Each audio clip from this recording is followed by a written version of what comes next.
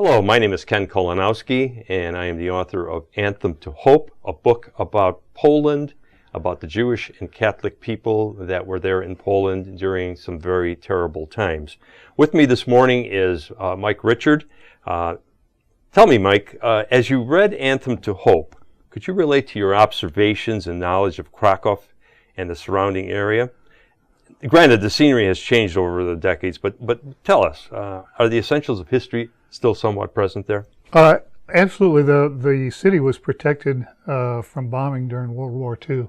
So the buildings date back to some as old as the 10th century, but most of the 13th century, and essentially unchanged.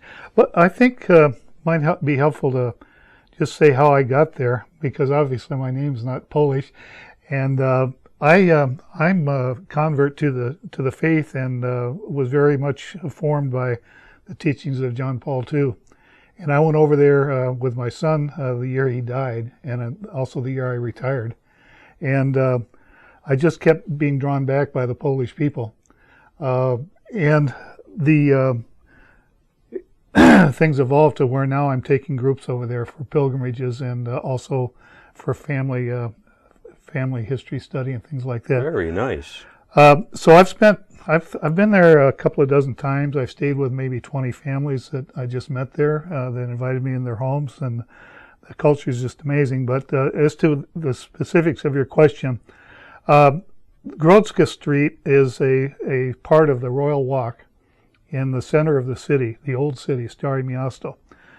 And it's my favorite street because of the ice cream there and the Bar Malitsky milk bar, which is a cheap food place with homemade Polish food. The environment is at the center of the city. Well, let me just show you some pictures. These are some pictures of the area of Grodzka Street and around it. And the center used to be surrounded by a wall and a moat, and it has been replaced many years ago with a planty park. It's all been filled in, the walls knocked down and so forth. But the buildings are pretty much the same. And that park, if you walked around the whole thing at a leisurely pace, it would take about 45 minutes. So that gives you an idea of the scope of it. Grodzka Street probably runs a quarter of a mile in the center of it, and leads into the largest open city square in Europe.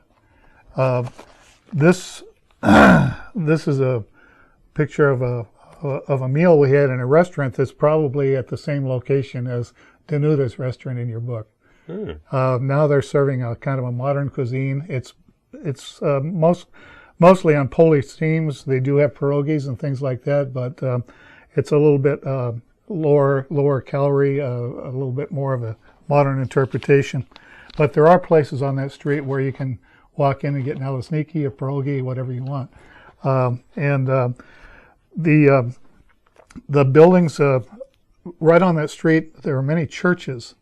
They're probably in that whole area there. There's probably at least 25 or so Catholic churches, and they're filled all the time. Masses every day. The one at the base of Grodzka Street, there's a church that has mass in English, but most of them are in Polish. Right around the corner from where the restaurant location is, Danuta's restaurant, is St. Francis, where Maximilian Kolbe was assigned before he started his monastery. And then in the other direction is Trinity Cathedral, which is run by the Dominicans. And every day you can go there for Mass. It's a sung Mass with a 100-monk choir. So it's a fantastic location and very beautiful. At the bottom of the area is Wawel Castle and Cathedral, which is the headquarters of the church and state historically, and it's at the south part of that is the Wisła River. Got a little picture here of a friend of mine who was chasing ducks there, but you can take river cruises there and so forth, dinner cruises. John Paul II.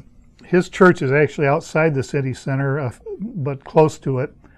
His first church was St. Florian's, which is mentioned in the book. It's probably about a 20-minute walk from Grodzka Street. And there's we probably should talk about John Paul II as a separate subject, but he was in a ministry there with the youth, and did some amazing things confronting the authorities, and so I probably don't want to get drawn into that now, but that's pretty much. I don't know if you have any questions about it. The buildings that are in the picture here, they look rather old, Mike. Are they original? Yeah, St. Andrew's Church at the base of Grodzka, and I don't have a picture of that, but that's from the 10th century. And that's where the Krakowians holed up the last time the Ottomans came and sieged the city.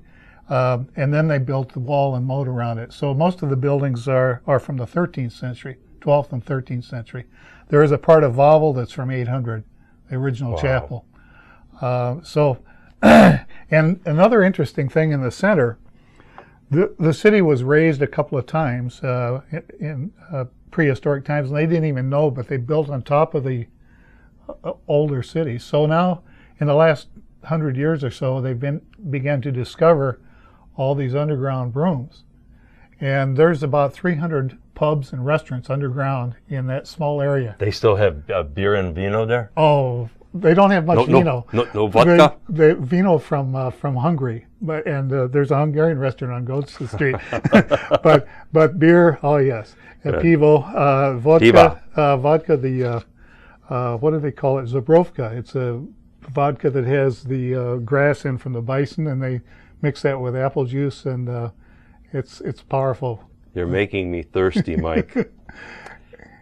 Mike, thank you. I just wanted to add that Mike didn't mention it, but he runs tours on a regular basis to Poland, and he has a website that is called www.livingkrakow.com.